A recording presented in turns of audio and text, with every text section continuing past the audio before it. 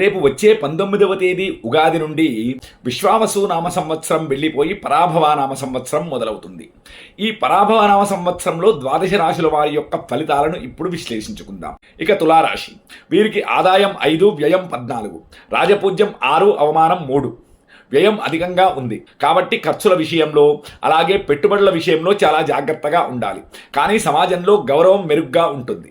వృశ్చిక రాశి వీరికి ఆదాయం 11, వ్యయం 5, రాజపూజ్యం 2, అవమానం 6. ఆదాయం బాగుంది, ఖర్చులు తక్కువ, ఆర్థికంగా నిలదొక్కుంటారు. అయితే రాజపూజ్యం కంటే అవమానం సంఖ్య ఎక్కువగా ఉంది కాబట్టి మాట విషయంలో కాస్త నిగ్రహం పాటించాలి. తర్వాత ధనస్సు రాశి వీరికి ఆదాయం 14, వ్యయం 11, రాజపూజ్యం 5, అవమానం 6. ధనయోగం అద్భుతంగా ఉంది, కానీ ఆదాయంతో పాటే ఖర్చు కూడా అంతే స్థాయిలో ఉంది. గౌరవం 5 ఉన్నప్పటికీ అవమానం 6 ఉండటం వల్ల సన్నిహితుల విషయంలో అప్రమత్తంగా ఉండాలి. మకర రాశి వీరికి ఆదాయం 2, వ్యయం 8, రాజపూజ్యం 1, అవమానం 2. మకర రాశి వారికి ఈ సంవత్సరం కొంత కష్టకాలమనే చెప్పవచ్చు. ఆదాయం తక్కువగా ఉండటమే కాకుండా రాజపూజ్యం కూడా తక్కువగా ఉంది. ఓపికతో పనులు పూర్తి చేయాల్సి ఉంటుంది.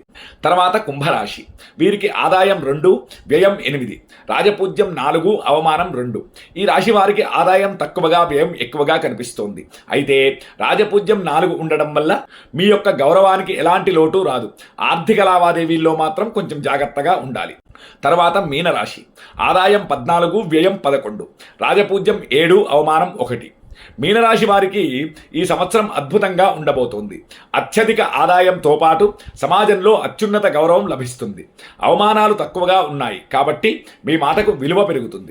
ఇవి గోచార ఫలితాలు మాత్రమే. ఒకే రాశిలో పుట్టిన అందరికీ ఫలితాలు ఒకేలా ఉండవు.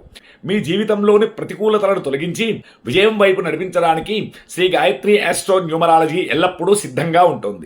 మరిన్ని వివరాల కోసం మరియు మీకు ఏదైనా సమస్యలు ఉంటే కింద ఉన్నటువంటి నెంబర్తో మమ్మల్ని సంప్రదించండి.